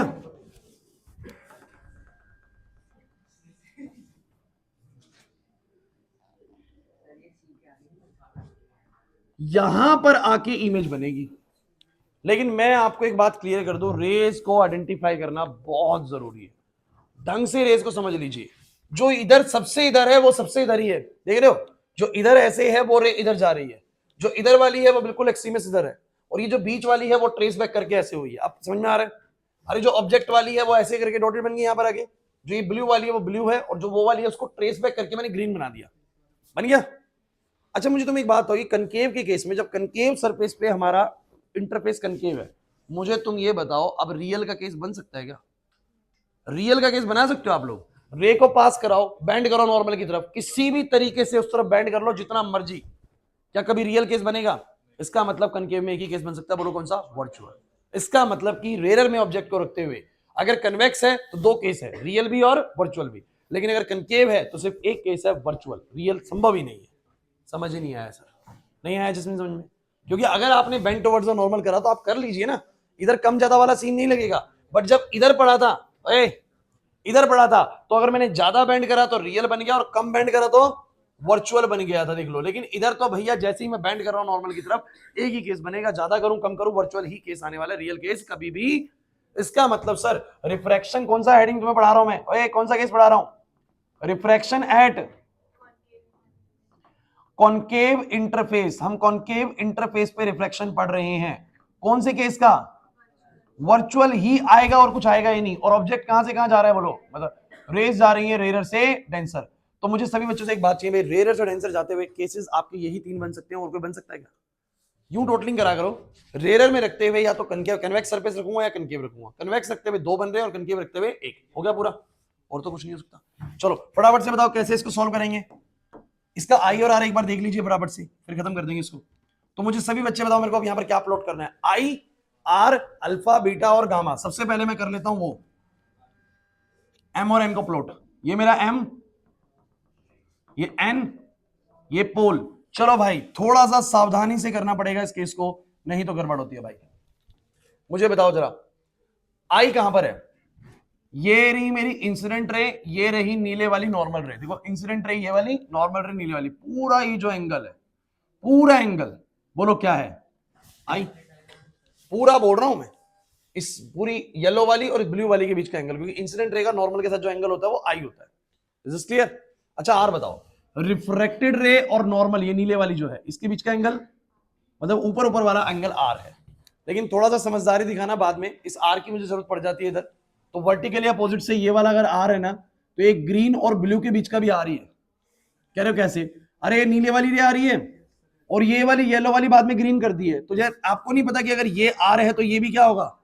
तो मैं बस ये कहना चाह रहा हूं कि अगर वो आर है तो ये वाला एंगल भी बोलो क्या है, आर ही है। ये समझ नहीं आया ये क्या बोल दिया। क्लियर? पहले आई और आर की डेफिनेशन से बनाइए वहां पर, उसके बाद कर दीजिए। अब अच्छा फटाफट से बोलो alpha beta gamma, this is alpha, this is beta. मर्जी से प्लेस मत कर देना, अल्फा बीटा गामा आपको बताया मैंने किससे मानना है। चलो भाई जल्दी से बोलो क्या आएगा, sine I by sine R is equal to mu two by, यही लास्ट कराऊंगा, टेंसर वाला आप खर्च घर से करेंगे। आई बाय में आर बराबर आ जाएगा mu two by mu one, so mu one into I बराबर म्यू टू इंटू आर। सभी बच्चे मुझे बताइए आई को मैं क्या लिखूंगा, तो आपको ध्यान देना पड़ेगा वही 2 ट्रायंगल पे, ओएमसी और आईएमसी ट्रायंगल। फटाफट से जल्दी मुझे बोलेंगे भाई क्लास। ओएमसी ट्रायंगल के अंदर, ओएमसी में ध्यान से देखा जाए तो ओएमसी किसको दिख रहा है, अल्फा अंदर है, आई अंदर है, बीटा बाहर है। ओएमसी पे नजर मारोगे पता लगेगा अल्फा अंदर है, ये पूरा आई है और सी वाला ये एंगल बाहर है। सो बोलो क्या आएगा, बीटा बराबर में अल्फा जमा आई, और आई की वैल्यू निकल के आ गई बीटा माइनस, क्योंकि मुझे आई पुट करना होता है और आर पुट करना होता है। समझ नहीं आ रहा सर? आईएमसी पे फोकस करो भाई, आईएमसी बहुत क्लियरली दिख रहा है, ये गामा है, ये आर है, ये बीटा है सर। तो बीटा बराबर मतलब आर बराबर, किसको समझ नहीं आ रहा अभी भी? बोलो कितना आ जाएगा, आई की जगह पे आ जाएगा बीटा माइनस अल्फा, और आर की जगह पे आ जाएगा बीटा माइनस गामा। यह आ जाएगा म्यू वन बीटा माइनस का म्यू वन अल्फा, यहां पर आ जाएगा म्यू टू बीटा माइनस का म्यू टू गामा। गामा को उधर लिया हो, म्यू टू गामा माइनस का म्यू वन अल्फा बराबर में ये उधर जाएगा तो mu two minus mu one into beta. चलो फटाफट से बोलो क्या करोगे, सबको किसकी टर्म्स में ले आओगे, 10 की टर्म्स में। अब बताओ 10, अब करके दिखाऊंगे, पता है प्रोसेस वही आएगा। इसको कर लो, 10 गामा कितना आ जाएगा, देख लो 10 गामा एम एन अपॉन में एन आई, एम एन अपॉन में, चलो 10 अल्फा बोलो, चलो 10 बीटा बोलो, फिर बातें हो रही हैं। एम एन सारे कट जाएंगे, सारी दूरी पी बन जाएंगी, पी से बन जाएंगी, तो पी आई पी ओ और पी सी। फटाफट बोलो पी आई बोलो कितना बच्चों, ये वी होगा और सारे डिस्टेंसेस लेफ्ट में भाई, इस बार आर भी लेफ्ट में, वी भी लेफ्ट में, यू भी लेफ्ट में, तो ये आएगा माइनस का वी, ये आएगा माइनस का यू, ये आएगा माइनस का आर। थोड़ी समझदारी दिखाने की कोशिश करेंगे, दोनों नीचे माइनस है, दोनों उधर माइनस है, इसका नीचे का माइनस कॉमन लेके उसके नीचे के माइनस से काट दो, आंसर बन जाएगा म्यू टू बाई में भी माइनस का म्यू1 बाय में यू, म्यू2 माइनस म्यू1 बाय में आर, फिर से सेम रिजल्ट है भाई। अगर रेज रेयर से डेंसर जा रही है, रिजल्ट वेरी नहीं करेगा, हर बार सेम आंसर आएगा, ये फिक्स है। अब हुआ याद या नहीं हुआ, अभी भी प्रोसेस नहीं समझ में आया। प्रोसेस क्या कर रहा है, लक्ष्य नहीं आई बात समझ में। इधर रेयर में ऑब्जेक्ट रखेगा, सुन लो मैं आपको बता रहा हूं, अगर ये क्वेश्चन आया 3 नंबर में सीधा फंसता है एग्जाम के अंदर, और बहुत बार आता है। इस बार भी आया था क्या? रिपोर्ट में भी आया वाले हो, मैंने तो देखा भी नहीं, मेरे को ध्यान भी नहीं रिपोर्ट में है कि नहीं। लेकिन ये 3 नंबर का फेवरेट क्वेश्चन है सीबीएसई का, सीबीएसई को बहुत पसंद है, देते रहते हैं। अब सुन लो ए क्लास प्लीज मेरी बात सुनो। अगर रेयर में ऑब्जेक्ट है, कन्वेक्स रखा, तो 2 केस अपने आप में स्वाभाविक हो रहे हैं। तुम पेपर में टेंशन में देना, उसने कन्वेक्स बोला, आप कन्वेक्स बनाना, और फिर देखना उसने क्या बोला, रियल या वर्चुअल, तो रियल बोले तो रियल वाला, वर्चुअल बोले तो वर्चुअल वाला। कनकेव के अंदर यहां पर ऑब्जेक्ट रखते हुए, कनकेव सरफेस रखते हुए, आपको वो रियल बोल ही नहीं सकता, बिकॉज संभावना ही सिर्फ किसकी है, बोलो वर्चुअल की। अच्छा कितने केस हो गए? 3। कब? रेयर से ऑब्जेक्ट को रखते हुए। अब रेयर से और कोई केस तो नहीं बनेगा। अब ऑब्जेक्ट को कहां रखेगा, बोलो डेंसर में, और सेम प्रोसेस रिपीट करेगा, और 3 केसेस बनेंगे ऑब्जेक्ट को डेंसर में रखते हुए। 2 बन जाएंगे इस बार किसके, कनकेव के, और 1 बनेगा बोलो किसका, कन्वेक्स का। उल्टा हो जाएगा, सबको बराबर हिस्सा बनता है यहां पर। तो डेंसर में ऑब्जेक्ट को रखते हुए, लेकिन बस मैं आपको बता दूं कि जब रेज रेयर से डेंसर जाती है, सुन लो, जब रेज कहां जाती है, बोलो रेयर से डेंसर, तो मुझे बताओ तुम्हारा आंसर क्या आया, सब बच्चे बोलो म्यू2 बाय वी माइनस का mu one by u is equal to mu two minus mu one by में आर। बातें नहीं बिल्कुल भी। और जब डेंसर से रेयर जाती हैं, यार ऑब्वियस सी बात है, पहले म्यू1 से म्यू2 था, और अब रेज आ रही है म्यू2 से, तो सब कुछ सेम रहेगा, बस म्यू2 की जगह पे म्यू1 रख देना। फिर बातें, म्यू2 की जगह पे म्यू1 रख देना, और बाकी बिल्कुल सेम हो जाएगा रिजल्ट। 3 केस इसके हैं और 3 केस उसके। कुछ क्लियर हो रहा है? करवाऊं क्या इसका कंडेंसर वाला? देखना 1 मिनट, ज्यादा देर नहीं लगाऊं, 2-3 मिनट में बता दूंगा आपको, ऊपर से बता दूंगा। अगर मुझे बताओ एक गलती आप लोग ऐसे में कर जाते हैं, मैं सुन लीजिए, मैं इसलिए बता देता हूं इसको भी, एक मिस्टेक हो जाएगी आप लोगों से। यहां पर वो बोलेगा ऑब्जेक्ट डेंसर में, कहां बोलेगा ऑब्जेक्ट, तो सुनना, आप सुनना क्या गलती होगी, मैं आपको क्लियर करता हूं। ऑब्जेक्ट है डेंसर में, वो आप लोगों को बोलेगा कि कनकेव इंटरफेस है, कैसा बोलो। अब देखो यार, आपको ऑब्जेक्ट की रिस्पेक्ट में कनकेव बनाना है, ऑब्जेक्ट की रिस्पेक्ट में कनकेव बनाना है। अब इसकी रिस्पेक्ट में कनकेव कैसा दिखता है, कनकेव जहां से भी देखोगे धसा हुआ दिखना चाहिए, तो ये ऐसा बनेगा, ऐसा बनेगा। सुन लीजिए, क्योंकि मैं आपको बता रहा हूं कि इतना समझाने के बाद भी ना बच्चे गलतियां करते हैं इस चीज को लेते वक्त। अभी कहेंगे सर आपने शुरू करा था इसको कन्वेक्स मानते हुए, अरे यार वो कन्वेक्स उस तरफ से तो अभी भी कन्वेक्स ही है। हम बात कर रहे हैं कि डेंसर में ऑब्जेक्ट है और इंटरफेस बोलो कैसा है उसके लिए, कनकेव। बोलो कनकेव का यही बनाऊंगा कि नहीं बनाऊंगा। सब चीजें ऑब्जेक्ट के रेफरेंस में बोली जाती हैं, ऑब्जेक्ट के रेफरेंस में, ऑब्जेक्ट के रेफरेंस में। मुझे तुम सब बच्चे बताओ इस समय ऑब्जेक्ट कहां पर रखा हुआ है डेंसर में? पानी में कोई चीज है, या मान लीजिए कि कोई चीज रखी थी मैंने, उसके ऊपर शीशे की कोई चीज रख दी, तो फिर डेंसर में चला गया ऑब्जेक्ट वो। तो ऑब्जेक्ट इस बार डेंसर में है और रे आ रही है, और ये इंटरफेस उसके लिए कैसा है, क्योंकि धसा हुआ है इसकी तरफ से, धसा हुआ। अगर धसा हुआ है किसी भी साइड से तो वो कनकेव है, और उभरा हुआ है उस साइड से तो बोलो क्या है, कन्वेक्स है। तो जरा सब बच्चे मुझे बताओ क्या बोला जाएगा ऐसे में, ऐसे में क्या बोला जाएगा बच्चों? रिफ्रैक्शन एट, बोलो कौन से सरफेस पे, कॉनकेव इंटरफेस। कहां से कहां रे आ रही हैं, बस चलो जल्दी से बोलो भाई, मुझे बताओ जरा, इसका सेंटर ऑफ कर्वेचर कहीं यहां पर कहीं होगा, यहां पर कहीं सेंटर ऑफ कर्वेचर है, ये हमारा ऑब्जेक्ट है। चलो रे लेके आया मैं ऐसे, मुझे बताओ नॉर्मल कैसा बनेगा?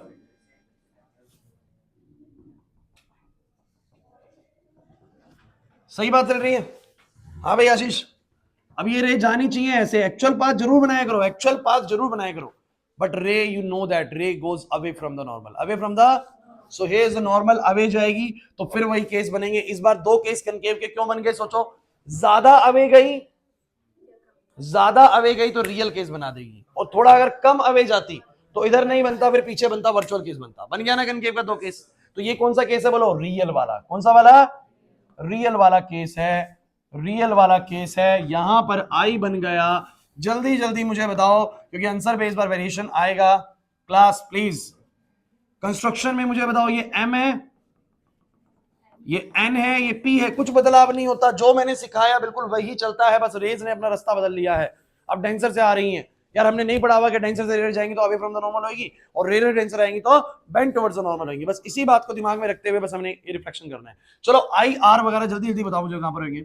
आई क्या होता है, ऑब्जेक्ट ने नॉर्मल के साथ, ऑब्जेक्ट ये रहा, नॉर्मल ये रहा, बोलो क्या आई। आर बोलो, रे ने जो रिफ्लेक्टेड रे उसने नॉर्मल के साथ, नीली वाली रे के साथ पूरा R. Alpha beta gamma, object सर अल्फा, सी सर बीटा, और ये सर गामा। चलो बोलो, इंपॉर्टेंट स्नेल्स लॉ बदल गया है, वहां से रे इसमें आ रही है सर, इस बार रे आ रही है म्यू2 से, तो मुझे बताओ क्या आएगा, साइन आई, उसका sine I divide by sine R, लेकिन इसमें आ रही है, बोलो कितना आ गया, आई म्यू2 बराबर में म्यू1 आर। लेकिन कोई भी बच्चा इन चीजों को नहीं बदलेगा, ट्रायंगल दो ही लेने हैं, ओएमसी और आईएमसी। चलिए भाई जल्दी से ओएमसी ट्रायंगल फटाफट से फोकस करें, कहां गया, ओएमसी बहुत क्लियरली दिख रहा है यार, बहुत क्लियरली, बीटा बराबर में I is equals to beta minus alpha, this is I is equals to में beta minus alpha, this is R। R बोलो क्या आएगा, IMC ट्रायंगल को फोकस करिएगा फटाफट से, IM कितना आएगा बोलो, R बाहर है यार, बहुत क्लियरली दिख रहा है। अरे तुम्हें भी दिख रहा है क्या, क्लियरली दिख रहा है कि नहीं दिख रहा है, मैं बताओ। अच्छा बताओ फटाफट से, डायरेक्ट कर देता हूं, ये बनेगा म्यू2 अल्फा माइनस का, और उधर से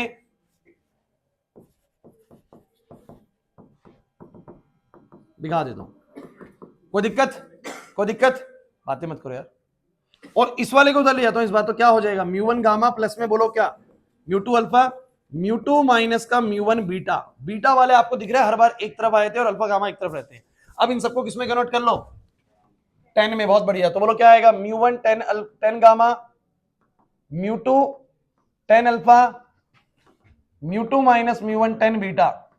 चलो जल्दी बोलो 10 गामा कितना होएगा, 10 gamma, 10 gamma, 10 gamma M N upon में एन आई, बातें मत करो यार, बोलो ये कितना आएगा, एम एन अपॉन में एन ओ। प्रैक्टिस हो जाएगी ना, तुम्हें पता लग जाएगा, बीटा तो हमेशा वहीं से आता है, सी से, तो बोलो क्या बोलोगे, सीधा एनसी बोलोगे, एम एन कट जाएंगे, इसको सीधा सीधा हाथ चलता है। मैं आपको बोल रहा हूँ ना, आपकी अगर प्रैक्टिस अच्छी है ना, इसको करने में आप लोग विद इन 5 मिनट्स इसको ड्राइव कर जाओगे, और ये इंपॉर्टेंट ड्राइव है, ज्यादा टाइम भी लग सकता है बच्चे अगर प्रैक्टिस नहीं करके जा रहे तो। चलो बोलो पीआई कैसे लूंगा, क्योंकि सर इमेज बन रही है इधर, अब ये इंपॉर्टेंट है, अब ये इंपॉर्टेंट है, यहां गलती आप लोग कर सकते हैं।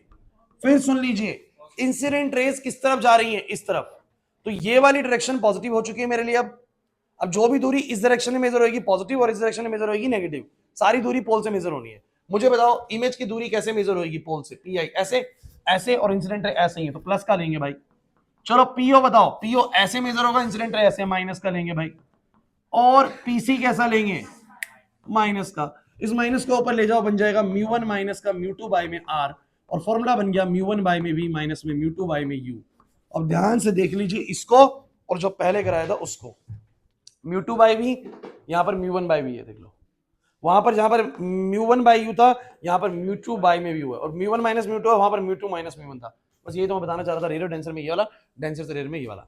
और इस कनकेव के दो केस बनेंगे, एक रियल वाला और एक वर्चुअल वाला, पूरे समझ में आ गए कि नहीं आगे केसेस, गलती तो नहीं करोगे, मैं बता रहा हूं, पेपर में आते हैं, प्री बोर्ड में भी आप लोगों के आया है, फाइनल्स में भी 3 नंबर का क्वेश्चन आ सकता है। डेरिवेशन के मामले में सबसे अच्छी डेरिवेशन इस चैप्टर की यही वाली है, जो आपको करनी भी आसान है, एक बार प्रोसेस पकड़ में आ गया तो। अब 6 के 6 केस उन बच्चों के लिए जिन बच्चों को बहुत बढ़िया टॉपिक समझ में आया था, वो 6 के 6 करेंगे। जिन बच्चों को लगता है कि मुझे इस टॉपिक में थोड़ा दिक्कत है, मैं उतना बेटर तरीके से इसको डील नहीं कर पा रहा हूं, जस्ट एक केस दिमाग में अच्छे से सेट कर जाओ, पेपर में कोई सा भी बोले वो, हम तो एक याद करके आ रखे हैं, हम वही करेंगे। मैं आपको बता रहा हूं, नंबर दे देते हैं टीचर्स ऐसे में कि बच्चे ने ड्राइव कर दिया है, हो सकता है बच्चे ने गलती से इंटरफेस सही ना पढ़ा हो, समझ रहे हैं बात को, वो ऐसा सोच के आपको नंबर 3 में से 2 तो दे देंगे एटलीस्ट। अब अगली बात सुनो, ये खत्म, ये खत्म, अरे नहीं देते हैं भाई, मैं तो फिर भी बहुत हार्ड मार्किंग करता हूं, उस हिसाब से बता रहा हूं मैं, बाकी टीचर्स बहुत लीनियंसी करते हैं। और सुनो, अगली चीज सुनो भाई, अगर हम इसको कर लेंगे, अभी हो जाएगा, ये ज्यादा देर नहीं लगाएगा, 15 मिनट लगाएगा, तो फिर हमारा बस आप जानते हैं प्रिज्म बचेगा, बस प्रिज्म बचेगा, रिफ्लेक्शन थ्रू द प्रिज्म। क्योंकि आप जानते हैं कॉम्बिनेशन ऑफ लेंस कोई टॉपिक नहीं था उस वक्त भी, वो न्यूमेरिकल थे, सीधा सीधा आप एमटीजी में फेस करेंगे उसको। सो एक टॉपिक बच जाएगा बस हमारा, वो है reflection through prism. Optical instrument मैंने बोला मैं आपको अलग से क्लास में लूंगा, अलग से ही उसकी क्लास लूंगा पहले, अरे कराऊंगा मतलब अलग से इसी की बात कराऊंगा मैं आपको, पहले एमटीजी में इतना कराऊंगा जितना मैं अभी यहां तक खत्म कर रहा हूं। सुनो भाई, अब लेंस मेकर्स फॉर्मूला, ये फॉर्मूला जो है इसका नाम रखा गया लेंस मेकर्स फॉर्मूला, क्योंकि लेंस बनाने के लिए इस फॉर्मूले का इस्तेमाल होता है। अच्छा आप लोग मुझे बताइए, जैसे आपको चश्मा लगा हुआ है तो आपको अलग अलग पावर का चश्मा लगा हुआ है, किसी को 2 डायोप्टर की पावर लगी हुई, किसी को 1.5 डायोप्टर की, किसी को माइनस में 2 डायोप्टर की, माइनस की 1.5 डायोप्टर की, ऐसे लगी हुई है। पहली बात ये प्लस माइनस पावर्स क्या है ये समझना पड़ेगा हम लोगों को, सारी चीज समझाऊंगा, चिंता मत करो। लेकिन आपको नहीं लगता कि कुछ बातें बताऊंगा, ध्यान दो भाई हर्षित, एक लेंस जो आपके आंखों के आगे लगा हुआ है, इस लेंस की पावर मैं कहता हूं कुछ बातों पर डिपेंड करती है, वो बातें सुन लीजिएगा। एक तो इस मीडियम का कितना रिफ्लेक्टिव इंडेक्स है, यार कौन सी ग्लास का बना हुआ है ना, ग्लास का भी मटेरियल अलग अलग होता है, तो कौन सी ग्लास का बना हुआ है वो रिफ्लेक्टिव इंडेक्स। आपको नहीं लगता कि इसकी पावर कितनी होगी? अरे पावर का क्या मतलब होता है, अरे जब रेज इसके पास आएंगी तो ये रेज को कितना बैंड करेगा, अगर ज्यादा बैंड कर रहा है तो ज्यादा पावर है, और कम बैंड कर रहा है तो, रेस को ज्यादा बेंड कर रहा है ज्यादा पावर का है, और कम बेंड कर रहा है तो, और बेंड करनी क्यों है? क्योंकि भैया नॉर्मली अगर मेरी आंखों में भी दिक्कत है ना, तो जो रेज आ रही है वो एग्जैक्टली रेटिना पर इमेज नहीं बना पा रही है, या तो रेटिना से आगे बना दे रही है इमेज को। सुन लो ये चीजें, जल्दी जल्दी सुनेंगे तो क्लैरिटी आएगी टॉपिक को लेके, हंसी मजाक में मत रहो हर चीज में। तो मैं ये बोल रहा हूँ कि मेरा रेटिना यहाँ पर है मान लीजिए, और मेरी आईज यहाँ पर है, तो जो रेज आ रही है वो या तो रेटिना से पहले बन जा रही है, होता है समय के साथ, हो सकता है लेंस की पावर बढ़ गई है, उसकी पावर बढ़ गई है तो वो ज्यादा बैंड कर देगा, पहले बचपन में रेटिना बना था अब रेटिना पे नहीं बना रहा, रेटिना से आगे बना रहा है, दिक्कत है भाई, ब्रेन तो रीडिंग रेटिना से लेता है। या फिर क्या करता है वो, या फिर क्या करता है उसकी पावर कम हो जाती है, वो उतना बैंड ही नहीं कर पाता, और रेज एग्जैक्टली रेटिना पे नहीं मिलती है, एग्जैक्टली रेटिना में नहीं मिलती, इनको आगे ट्रेस करूंगा तो पीछे मिलती है। तो ऐसे में या तो मुझे अपनी आंखों के आगे ऐसा आर्टिफिशियल लेंस लगाना पड़ता है जो रेस को एग्जैक्टली रेटिना पे बना दे, थोड़ा सा इनको डाइवर्ज कर देंगे, कनकेव से क्या कर देंगे, पहले कनकेव से हल्का सा डाइवर्ज कर देंगे, और फिर ये कन्वर्ज करके उसको रेटिना पहुंचा देगा, क्योंकि ज्यादा कन्वर्ज कर रहा है पहले से, क्या कर रहा है बोलो, ज्यादा कन्वर्ज, तो पहले डाइवर्ज करवा देंगे कनकेव से और फिर कन्वर्ज करा के रेटिना पहुंचा देंगे। इसकी प्रॉब्लम क्या है, ये कन्वर्ज ही नहीं कर रहा उतना, ये कन्वर्ज ही नहीं कर रहा उतना, समझ रहे बात को, नहीं आ रही बात समझ में? तो ये आगे कन्वेक्स लेंस लगा देंगे, पहले थोड़ा कन्वर्ज करा देंगे, बाद में थोड़ा और कन्वर्ज करा देंगे, तो एक्जैक्टली रेटिना बन जाएगा। कुछ कह समझ नहीं आ रहा, पता नहीं क्या बोल रहे भाई। एग्जैक्टली जब आंखें खराब हो हमारी, तो उस वक्त पर हमारी इमेजेस जो है ना वो रेटिना पे नहीं बन पा रही है, ये तो रेटिना के आगे बन जा रही है, रेटिना के पीछे बन रही है। उनको एग्जैक्टली रेटिना पर डालने के लिए मुझे अपने आंखों के आगे एक आर्टिफिशियल लेंस लगाना पड़ेगा, ये नेचुरल लेंस है ना हमारा, आर्टिफिशियल लेंस लगाना पड़ेगा जो रेस को या तो पहले से कन्वर्ज कर देगा, या बोलो क्या कर देगा, डाइवर्ज करके हमारी आंखों तक पहुंचाएगा, और उसके बाद एग्जैक्टली रेटिना पे पहुंच जाएगा। तो आपको अपने चश्मे की पावर लेनी है बेसिकली।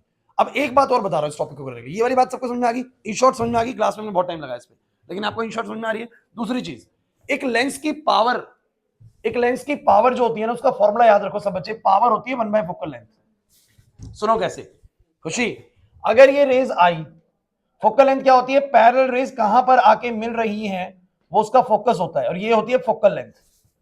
फोकस मतलब पैरेलल रेज आके कहां पर मिली, ये उसका फोकस होता है। अब तुमसे मेरा 2 बातें बोलूंगा, बस ढंग से सुन लीजिएगा, फिर मैं ड्राइव पे आने वाला हूं। अगर फोकल लेंथ बहुत कम है, फोकल लेंथ बहुत कम है, मतलब कि रेज आई और बहुत नजदीक मिला दिया, फोकल लेंथ बहुत कम है, तो आपको लगता है पावर बहुत, ज्यादा पावर होने पर ही फोकल लेंथ कम होगी, ज्यादा पावर होगी तभी उसको ऐसे ऐसे ऐसे मोड़ देगा और फोकल लेंथ बहुत कम बनाएगा। और सोचो कम पावर हुई, लेंस की पावर कम है, तो रेज आएंगी बहुत दूर जाके मिलेंगे, मतलब बहुत कम मोड़ेगा कम, उनको कम मोड़ेगा, फोकल लेंथ ज्यादा होगी। तो पावर कम, फोकल लेंथ ज्यादा, पावर ज्यादा, फोकल लेंथ कम। समझ नहीं आ रहा क्या बोले जा रहे सर, नहीं आ रहा ना समझ में, आयुष नहीं है बस समझ में। अगर हमारे लेंस की पावर ज्यादा है तो वो ज्यादा मोड़ेगा, फोकल लेंथ कम कर देगा, और अगर पावर कम है तो कम मोड़ेगा, तो फोकल लेंथ ज्यादा रहेगा। तो कम पावर पे ज्यादा फोकल लेंथ और ज्यादा पावर पे कम फोकल लेंथ, इनवर्स रिलेशन होता है, इससे पावर का फॉर्मूला 1/f होता है, पावर का फॉर्मूला। सबको क्लैरिटी है? 3 बातें मैं इस टॉपिक को शुरू कराने से पहले हमेशा डिस्कस करता हूं। पहली बात, क्या नीड है आंखों के आगे चश्मा लगाने की, एग्जैक्टली रेटिना में इमेज नहीं बन रहा है, इसलिए आंखों के आगे हमें आर्टिफिशियल लेंस लगाना ही पड़ेगा। दूसरी चीज दूसरी चीज ये है कि जो लेंस की पावर होती है वो डिपेंड करती है कि कितना वो बैंड कर रहा है रेज को। अगर पावर ज्यादा है तो ज्यादा बैंड करेगा, ज्यादा बैंड करेगा तो फोकल लेंथ कम कर देगा, और अगर पावर कम है तो कम बैंड करेगा और फोकल लेंथ ज्यादा रहेगी। तो मतलब कैसा रिलेशन होता है, इनवर्स।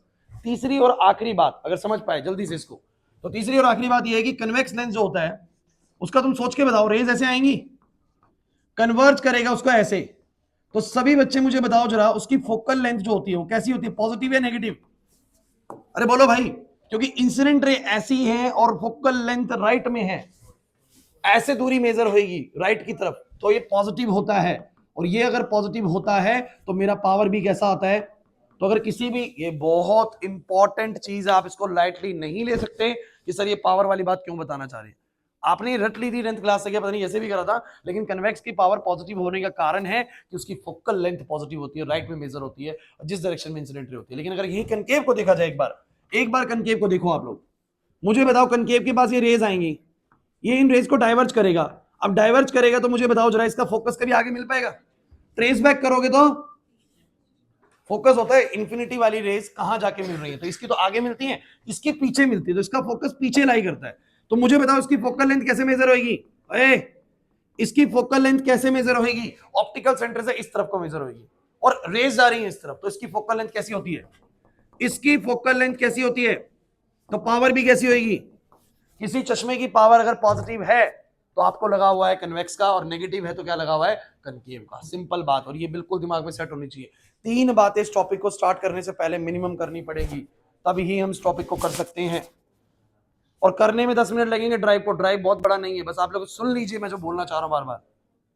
इधर पहली चीज क्या, रेटिना पे इमेज एक्जैक्टली नहीं बन रही है, उनको बनाने के लिए हम लोगों ने आगे कोई लेंस लगाया, तो उस लेंस की जो पावर है ना वो कुछ कुछ बातों पर डिपेंड करेगी, वो पावर वाली बात भी करूंगा। तो पहली वाली बात समझ आ गई। दूसरी चीज जो पावर होती है 1/4 फोकल लेंथ की, मतलब फोकल लेंथ की इनवर्सली प्रोपोर्शनल होती है, ज्यादा पावर है कम फोकल लेंथ, और कम पावर है तो ज्यादा फोकल लेंथ। क्लियर? तीसरी चीज, कन्वेक्स की पावर पॉजिटिव होती है और कनकेव की पावर नेगेटिव होती है। क्या रटना तो नहीं पड़ रहा है इस चीज को? अब आपको आखिरी बात बोलूंगा, सबसे जरूरी चीज ये वाली है अनुराग, एक लेंस कितना पावरफुल होगा, पावरफुल मतलब कि कितनी रेस को वो बैंड कर पाएगा, ये कुछ बातों पर निर्भर करता है। एक तो निर्भर करता है इसके रिफ्रैक्टिव इंडेक्स पे, दूसरा बड़ा चीज निर्भर करती है कि जो ये लेंस है ना, इस लेंस के 2 सरफेस हैं, एक है सरफेस 1, एक है सरफेस 2, बीच में सारा ग्लास भरा हुआ है। सरफेस 1 का अपना एक पूरा गोला बनेगा तो अपना एक रेडियस ऑफ कर्वेचर है, और सरफेस 2 का अपना एक रेडियस ऑफ कर्वेचर है। जैसे तुम मुझे बताओ अब रेडियस ऑफ कर्वेचर ज्यादा है या अब ज्यादा है? रेडियस कब ज्यादा है कर्वेचर्स का, मतलब इन सरफेसेस का, ऐसे ज्यादा है या ऐसे ज्यादा है? देखो पहले वाले केस में जब गोला घुमाओ, इसका गोला घुमाओ, बड़ा गोला बनेगा, इसका गोला घुमाओ, लेकिन अब घुमाओ तो ऐसे में छोटे रेडियस है दोनों साइड के, और ऐसे में इसका रेडियस R1 इसका रेडियस R2, ऐसे में इसका रेडियस R1 इसका रेडियस R2। तो आपको बोला गया, सुन लीजिए, एक लेंस की पावर किन किन बातों पर निर्भर करती है? एक तो refractive index of the glass, जो मटेरियल यूज करा आयुष, एक इस वाले सरफेस का बोल क्या, रेडियस ऑफ कर्वेचर, एक इस वाले सरफेस का बोल क्या, इन बातों पर पावर डिपेंड करती है। अब मैं कराऊंगा तुम्हें पावर के बारे में, लेकिन एक लेंस की पावर बनाते वक्त, मतलब कितनी पावर का चश्मा तैयार करना है, वो जो लेंस मेकर होता है ना, बंदा होता है, वो क्या चीजें दिमाग में सेट रखता है, एक तो किस मटेरियल का बनाना है, एक कितने रेडियस का पहला सरफेस देना है, कितने रेडियस का दूसरा सरफेस देना है, ये सारी बातें डिसाइड करके वो एक पावर तैयार करता है। क्लियर? ये बातें आपको और ज्यादा रिलेट हो जाएंगी जैसे ही मैं तुम लोगों को लेंस मेकर फॉर्मूले का ड्राइव सिखाता हूं। आ जाइए। अरे समझ नहीं आ रहा क्या बच्चों? एक बार अगर करा हुआ है तो वो तो वैसे ही बहुत आसान लगना चाहिए। जब एक बार करा हुआ है तो क्या नहीं लग रहा आसान? बोलो, सुनो। हाँ भाई, ये मेरे पास अब लेंस है, ये मेरे पास सरफेस 1 है, थोड़ा और इसको ना,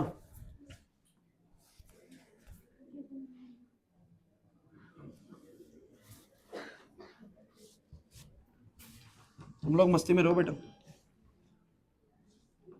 सरफेस 1 सरफेस 2, ये आप लोगों का ऑप्टिकल सेंटर है, यहां पर आप लोगों का एक ऑब्जेक्ट है। क्लास ध्यान दीजिएगा क्योंकि इसका ड्राइव बहुत बड़ा नहीं है, बस थोड़ा सा ट्रिकी है बीच में। तो ये ऑब्जेक्ट है हमारे होगा, इस लाइन से पास होएगा तो कैसे होएगा, ये ऑब्जेक्ट गया ऐसे, मैं रे गई ऐसे, आप जानते हैं बाहर कौन सा मीडियम है विद रिफ्रैक्टिव इंडेक्स ऑफ μ1, अंदर ही ग्लास किसका बना हुआ है, डेंसर मीडियम, ग्लास है ना पूरा, और ये वाले का रिफ्रैक्टिव इंडेक्स बोलो कितना है, बोलो μ2, और बाहर फिर से बोलो कौन सा मीडियम है, रेयर है, ग्लास बोर्ड पे। जब फर्स्ट टाइम ये रेज सरफेस 1 को इंटरेक्ट करती हैं, ध्यान देना, मैं इसके अंदर बता देता हूं, ये पूरा ग्लास का बना हुआ है, अंदर से ये पूरा किसका बना हुआ है, आपको एयर नहीं लगना चाहिए। तो मुझे तुम सब बच्चे बताओ, बातें नहीं करेंगे कोई भी, अभी रेस कहां जा रही है रेयर से, अरे बताओ रेस कहां जा रही है रेयर से, 15 मिनट एक्टिव हो जाओ बिल्कुल, क्योंकि इंपॉर्टेंट चीजें चल रही हैं बिल्कुल। मैं भी एक्टिव हूं ना 1 घंटे से, तो अब 15 मिनट के लिए बिल्कुल एक्टिव हो जाओ। मुझे पता है कि चीज सुनते हमें थकान हो जाती है, लेकिन इंपॉर्टेंट है भैया, करना पड़ेगा। अब रेयर से डेंसर रेस जा रही है, तो मुझे बताओ जरा क्या होगा, bend towards the normal, but where is the normal, that's the most important thing. तो मुझे तुम ये बताओ, सरफेस 1 ऐसे गोला घुमाऊंगा, सही बच्चे, सरफेस 1 ऐसे गोला घुमाऊंगा, तो इस सरफेस 1 का यहां पर कहीं पर, थोड़ा सा भाई आगे पीछे हो सकती चीजें, यहां पर कहीं पर इसका सेंटर ऑफ कर्वेचर लाई करेगा कि नहीं करेगा सरफेस 1 का, मुझे तुम ये बता दो नितिन। अगर मैं इस गोले को घुमाऊंगा तो इस गोले पर इस सरफेस का सेंटर ऑफ कर्वेचर यहां लाई करेगा, और इस सरफेस का सेंटर ऑफ कर्वेचर यहां लाई करेगा, सहमत हो या नहीं, जल्दी बोलो भाई, है ना। तो मैं थोड़ा सा ना इस रे को थोड़ा और चेंज कर रहा हूं, सुन लो सुन लो सुन लो क्लास, यहां पर ये मैंने ऑब्जेक्ट ले लिया ताकि बाद में उसका सेंटर ऑफ कर्वेचर इंटरफेयर ना करे, और ये मेरी रे गई, जो ये रे गई अभी एंट्री ले रही है रेयर से, कहां पर हर्ष, रेयर से डेंसर, बोल क्या होना चाहिए, bend towards the, where is the normal of this type of surfaces, sir इस तरह के सरफेसेस का नॉर्मल कहां से पास होता है, उसके सेंटर से। तो इस सरफेस का सेंटर कहां पर है, यहां पर, समझे कि नहीं समझे, नहीं समझे सर, लक्ष्य। तो रे जा रही थी ऐसी, आपको पता है जैसे ही वो डेंसर मीडियम में दाखिल होगी वो बेंड टुवर्ड्स द नॉर्मल होएगी। अब वो नॉर्मल की तरफ झुकी, ये रहा नॉर्मल, इसकी तरफ झुक गई भाई, ऐसे करके चली गई। लेकिन अब की क्या हुआ ना, फिर दोबारा से जब वो अंदर चली तो ऐसे चली, लेकिन अब फिर दोबारा से रे को जाना है डेंसर से रेयर, इस बार दोबारा रिफ्लेक्शन होना है। लेकिन अभी आपको बताऊं क्या करा रहा हूं मैं तुम लोगों को, ध्यान से देखो, पहले वाला रिफ्लेक्शन एक बार सब बच्चे ध्यान से देख लो, दिख गया आप लोगों को, बेंड टुवर्ड्स द नॉर्मल हुई है, मैं आगे का नहीं बता रहा, आप लोग जरा एक बार इसको देखो। रेयर से आई, रेयर से ऑब्जेक्ट की इंसिडेंट रे आई, और किसके सरफेस पे गई, बोलो ऐसे सरफेस पे गई, बेंड टुवर्ड्स द नॉर्मल, बिल्कुल सिमिलर केस है, बस इसमें अंदर पूरे में ग्लास था, एयर में नहीं आई थी बाद में।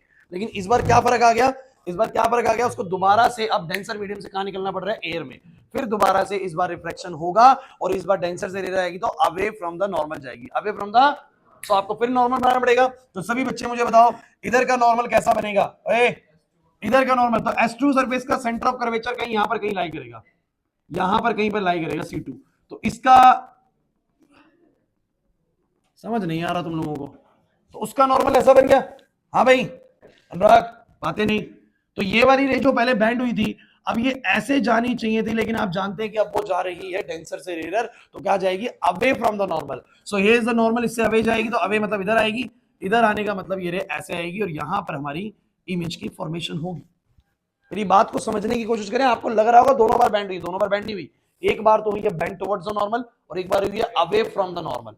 और आपको ध्यान रखना है, इसका नॉर्मल ये वाला था, इसका नॉर्मल ये वाला था, और मैं तो बस रूल्स फॉलो कर रहा हूं कि रेयर से डेंसर जाते हो क्या होता है, और डेंसर से रेयर जाते हो क्या होता है, बस इस बात को मैं दिमाग में रख रहा हूं। नहीं आया समझ में, क्या ये रे डायग्राम आपको समझ में आ गया सब बच्चों को, पक्का समझ में आ गया। पहली बार रेयर डेंसर गई, दोबारा सुन लो, पहली बार रेयर डेंसर गई तो बेंड टुवर्ड्स द नॉर्मल होना चाहिए था। नॉर्मल कहां पर है, इस सरफेस का नॉर्मल सर यहां से, तो सर ये ऐसे जा रही थी, बट नॉर्मल की तरफ झुकेगी, नीली वाली लेके तरफ झुकेगी, तो झुक गई, ऐसे करके निकल गई। लेकिन फिर वो डेंसर से रेयर जाएगी तो goes away from the normal, तो where is the normal of this surface, इस सरफेस का नॉर्मल सर ऐसा बनेगा, क्योंकि इस सरफेस का तो ऐसे ही बनेगा नॉर्मल, इसके सेंटर से, तो यहां से, तो हमने बोला कि रे का एक्चुअल पाथ तो ये था, बट क्योंकि डेंसर से रेयर आ रही है तो अवे फ्रॉम द नॉर्मल जाएगी, तो वो रहा नॉर्मल, उससे अवे मतलब इधर आएगी, ऐसे बन जाएगी। जल्दी तो नहीं हो रहा, चलो अब आ जाओ फटाफट से ड्राइव पे, जल्दी से बच्चों, बातें नहीं प्लीज। तो मुझे तुम ये बताओ सब बच्चे, आपने अभी रिफ्रैक्शन करा सरफेस 1 पे, रिफ्रैक्शन एट सरफेस 1 पे रिफ्रैक्शन, भाई तुम मुझे बताओ जब सरफेस 1 पे रिफ्रैक्शन हुआ तो रे कहां जा रही थी, रेयर से डेंसर, और जब रेयर से डेंसर जाती है तो थोड़ा सा याद करो फॉर्मूला क्या था, फॉर्मूला था mu two by V minus का म्यू वन बाई में you is equal to mu two minus का म्यू वन बाई में क्या आर। पढ़ा है? अब जरा मुझे बताओ सारी की सारी ज्योमेट्रिकल वैल्यूज पुट करो। पुट ज्योमेट्रिकल वैल्यूज, मत पुट ज्योमेट्रिकल वैल्यूज पुट करो सभी बच्चे। मुझे बस इतना बताओ, सरफेस वन, भाई एक चीज बहुत जरूरी है, ये रे अगर बाद में ऐसे नहीं मुड़ी होती, सरफेस टू की वजह से नहीं मुड़ी होती, एक्टिव हो जाओ लास्ट 10 मिनट के लिए। मैंने बोला कि अगर ये रे ऐसे मुड़ी नहीं होती तो ये रे एक्चुअली में इमेज कहां बनाती, बस मुझे ये बताओ। बोल भाई। सर यहां बनाती आई डैश पे। मतलब मेरा ये है कहना, अगर सरफेस टू ऑब्सेंट होता ना तो ये बेंड टुवर्ड्स द नॉर्मल होती और ये सीधा जाके यहां पर इमेज बनाती। लेकिन वो तो सर सरफेस टू भी आ गया जिस कारण से ये और इधर हो गई और इसने इमेज यहां पर बना ली। एग्री करते हो कि नहीं करते? तो मैं अगर आपसे पूछूं कि सरफेस वन का ऑब्जेक्ट कौन है, सरफेस वन का ऑब्जेक्ट तो ओ, लेकिन सरफेस वन के द्वारा बनाई गई इमेज कहां है? सरफेस वन के द्वारा बनाई गई इमेज बोलो कहां पर है? आई डैश पे। अनुराग, सरफेस वन के द्वारा बनाई गई इमेज बोलो कहां पर है? आई डैश पे। वो तो सरफेस टू ने इस आई डैश को यहां से उठा के बोलो कहां रख दिया? आई पे। बननी तो आई डैश पे ही थी, बट उसने उसको उठा के आई पे प्लेस कर दिया, क्योंकि उस सरफेस की वजह से ही ऐसा हुआ कि जो इमेज यहां बननी थी वो यहां बनी। तो मुझे तुम ये बताओ, सरफेस वन का इमेज कहां पर है? आई डैश पे। सरफेस वन का ऑब्जेक्ट कहां पर है? बोलो ओ पे। क्लियर है कि नहीं? तो मुझे तुम सब बच्चे बताओ, ज्योमेट्रिकल वैल्यूज के हिसाब से वी कितना है? सरफेस वन का वी कितना है? तो मुझे बताओ जरा इसकी दूरी आई डैश। तो बोलो क्या बोलोगे? इसको बच्चों ने सी बोला था, तो मुझे बताओ जरा क्या आएगा? सी आई डैश। क्या आएगा? राइट साइड पे है प्लस का लेंगे, इंसिडेंट रे इस तरफ ही है, चिंता मत करिए, सुनते चलिए बस। यू कितना होगा? सरफेस वन की बात कर रहा हूं, सरफेस वन का यू कितना होगा? ओ पे। तो ये लेफ्ट की साइड है, तो बोलो क्या आएगा? माइनस का सी ओ। और म्यू टू माइनस का म्यू वन, इस सरफेस का रेडियस ऑफ कर्वेचर, तो इस सरफेस का तो सी वन है, तो कितना आएगा? बोलो सी सी वन। मुझे बताओ क्या बन गया? Mu two by C I dash, और ये हो गया प्लस का म्यू वन बाई में सी ओ, म्यू टू माइनस का म्यू वन अपॉन में सी सी वन। इसको फर्स्ट इक्वेशन करके छोड़ दीजिए फिलहाल। अब आ जाओ, रिफ्रैक्शन कौन से सरफेस पे हुआ? बोलो रिफ्रैक्शन एट S2 सरफेस। मुझे बताइए, जब S2 पे हुआ तो रेस कहां जा रही थी? बादल, डेंसर से रेरर। और अगर रेस डेंसर से रेरर जा रही हैं, हर्षित क्या फॉर्मूला लगाएगा डेंसर से रेरर के? उल्टा कर देगा इसको, मतलब जहां पर म्यू टू है वहां पर क्या आ जाएगा? Mu one. So mu one by में वी माइनस का म्यू टू बाई में यू इज इक्वल टू में mu two, sorry mu one minus में म्यू टू बाई में आर। लेकिन एक बड़ी इंपॉर्टेंट चीज है यार, सरफेस टू के लिए इमेज कौन है? आई। अरे सरफेस टू ने इमेज कहां बनाई? बोलो आई पे। लेकिन उसका ऑब्जेक्ट कौन है? I dash. एक्चुअली में ये सीन क्या चीज है ना, इसको डायरेक्टली ऐसे समझना। मुझे बताओ, अगर सरफेस टू एब्सेंट होता, सोचो एब्सेंट होता, तो ये कहां इमेज बनती? बताओ जरा। आई डैश पे। अगर ये होता ही नहीं तो वो सीधी जाती ना ऐसे, तो इसकी वजह से मुड़ी है। तो एक्चुअली में सरफेस टू ने ही तो आई डैश को उठा के बोलो कहां पर बना दिया? आई पे। जैसे उसने ओ को बनाया था, सरफेस वन ने ओ को बनाया था आई डैश पे, लेकिन इसकी वजह से आई डैश कहां बन गया? आई पे। तो इस वाले सरफेस के लिए ऑब्जेक्ट कौन है? बोलो आई डैश। कौन है? बोलो। और इमेज कौन है? बोलो आई। ये बात आपको दिमाग में सेट करनी पड़ेगी। नहीं आया समझ में? एक्चुअली में सरफेस टू ने आई डैश वाली चीज को कहां पर प्लेस कर दिया? आई पे। तो इसके लिए ऑब्जेक्ट का काम कौन करेगा? आई डैश। और इमेज का काम कौन करेगा? आई। अगर इसका तुम्हें और लॉजिकल आंसर चाहिए ना, तो तुम लोग वीडियो देखना। वीडियो में मैंने इसके बाद एक और चीज बताई थी आप लोगों को, कि उसके जरिए भी, कि जहां पर रेस प्रिंसिपल एक्सेस को काटती है वहां पर ऑब्जेक्ट प्लेस होता है। वो वाली बात मैं भी ऐड नहीं करूंगा, वो आप वीडियो से देखने देख लेना, लेकिन जरूरी नहीं है। तो मुझे सब बच्चे, मैं कुछ चीजें पूछूंगा, जल्दी जवाब दो। सरफेस वन के लिए ऑब्जेक्ट कौन है? जल्दी बोलो। सरफेस वन के लिए ऑब्जेक्ट बोलो ओ। इमेज बोलो। बहुत बढ़िया। सरफेस टू के लिए ऑब्जेक्ट आई। कैसे? I dash. सरफेस टू के लिए ऑब्जेक्ट आई डैश, इमेज बोलो क्या? आई। क्योंकि सरफेस टू ने ही उस आई डैश वाली इमेज को यहां पर प्लेस किया। तो मैं क्या बोलूंगा बच्चों, इसके लिए v कितना होएगा? सब बच्चे बोलो v कितना होएगा? तो v आई है, तो बोलो क्या आएगा? सी आई। अच्छा u बोलो कौन है इसके लिए? Sir I dash, right side पे है, तो बोलो क्या आएगा? सी आई डैश। प्लस का आएगा, वैसे माइनस साइन ऊपर। r बोलो इस सरफेस का, सरफेस टू का रेडियस ऑफ कर्वेचर लेफ्ट में लाई करता है, cc2 लूंगा तो बोलो माइनस का लूंगा। Any problem? इस माइनस को एडजस्ट कर दो ऊपर, बोलो कितना आ जाएगा? बस खत्म होने वाला है। Mu two minus mu one upon में cc2, this is your second equation guys. अब कुछ नहीं है, अब तुम दोनों इक्वेशंस को ध्यान से देखो। एक चीज ऐसी है जो दोनों को जोड़ने पर कट जाएगी, उसमें भी mu two by C I dash है, इसमें mu two by C I dash है, उसमें प्लस में इसमें माइनस में है। दोनों को ऐड कर दीजिए, ऐड 1 एंड 2। चलो कर दो दोनों को ऐड। अच्छा यहां पर सी आई आएगा, चलो ऐड करो भाई, अरे सी आई डैश इन दोनों mu two by C I dash mu two by C I dash, दोनों को जोड़ूंगा कट जाएगा।